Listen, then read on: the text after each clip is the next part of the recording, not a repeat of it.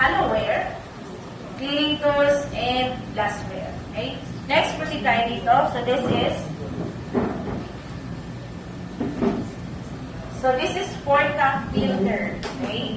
So Porta filter, ito yung ginagamit na filter using the espresso machine. Okay? So we have the dalawang klase. Now we have the single spouted and the double spouted. Okay? So we have the parts. Your laptop. So we have the parts. So this one is the spigot or yung spout na tinatawag. And then this is the head, basket, lugs, ito yung lugs, yung pinaka-lock.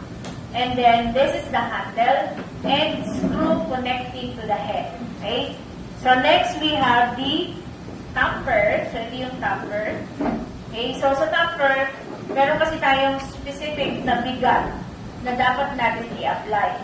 Depende, no? Kaya lang yung iba, nahihirapan sila. Paano ba, no? Paano natin tatansyahin? So, this one is the manual. May bagong labas na ngayon na calibrated na. So, ibig sabihin ng calibrated na, nakaset na kung gano'ng bigat ang kailangan mo i-apply. So, ito,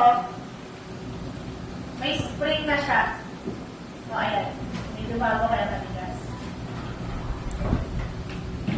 So, ito, kapag inilagay mo dyan, at pindutin mo lang, may spring, at kusang umiikot. Unlike dito, ikaw yung mag-a-apply. Wala siyang spring. Okay? Next, we have the distributor. Ito yung distributor. Pag nag-dose ka ng coffee, medyo makalat. Okay?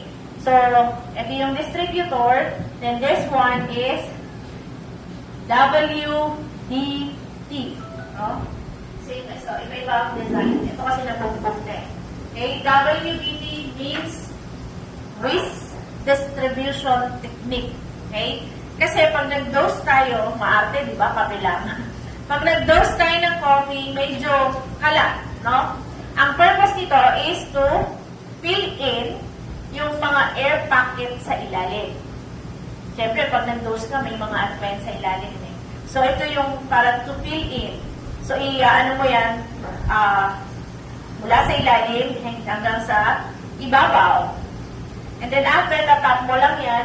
And then, after ng WDT, so this one is the distributor. So, no pressure, basta iikot mo lang yan 3 beses. And yung final touch niya is the tamper. Okay? So, sa tamper, we have the proper kung paano hawakan. Hindi mo pwede yung eto, no? Kasi ito, baka panggigilan mo. Kasi yung low pressure. So, may ano siya, no?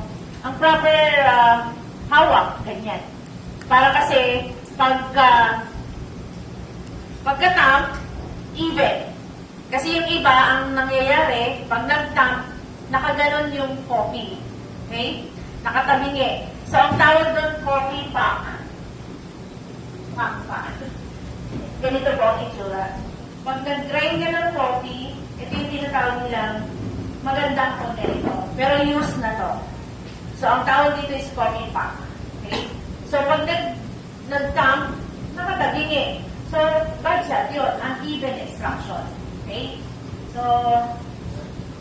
kaya kailangan ng proper ganyan. Ngayon, ang tanong, kung maiksi ang daliri, hindi abot. Okay, ganyan. So, pwedeng ganyan. Yeah, ganyan. Yan. So, pa-practicein nyo to. Pag first day ng coffee natin, paano yung proper. Okay? So, hindi pwede yung ganyan, or yung mga babae may mga naka-cutics, ganyan, tumatalangsik ang daliri. Okay? So, ayan. Next. Next, proceed tayo sa measuring tools. So, this is measuring tools. We have the weighing scale used to measure liquid or powder substance. Next, we have the digital timer used to, pag nag-extract tayo, kasi meron tayong brewing time, specific brewing time. Then next, we have the espresso cup server with measurement. Okay? Next, then proceed tayo sa hollowware. Okay? So, sa hollowware, we have the shaker. Then this one is whipped cream or whipped cream dispenser. So meron itong parts na you have to discuss. So sa parts, we have this is the body, head valve, cartridge, ito yung talagyan na ng battery, nozzle, and lever. Right? I-discuss niyo yan, ha? Next, we have stencil and the edge pen, no, used for designing latte art. Okay? Pag hindi kineri ang pray-pouring, dito ang bagsak. Okay, so we have different design. So, yan. So, this is ginagamitan ng cinnamon or powder. Okay? And then, ito yung pinaka-design. Ito naman, use choco syrup. Okay? Saka mo siya i-design. Next, ito yung pinaka-importante sa lahat, cleaning tools. Okay? So, sa cleaning tools, we have the blind basket. Okay? Ito yung dati. Pero yung ngayon, plastic na yung ginagamit. Ipinapatong na lang. Kasi, ang nangyayari, nasisira, mulumuluwag yung pinaka-basket. So, kung general cleaning, ito kasi nalinis na siya.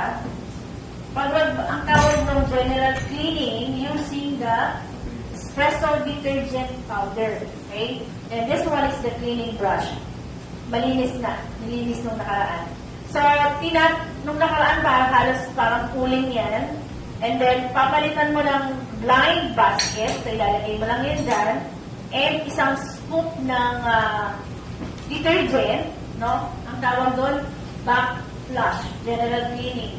And then, pag-perform ka ng back flush, 5 times, 10 seconds.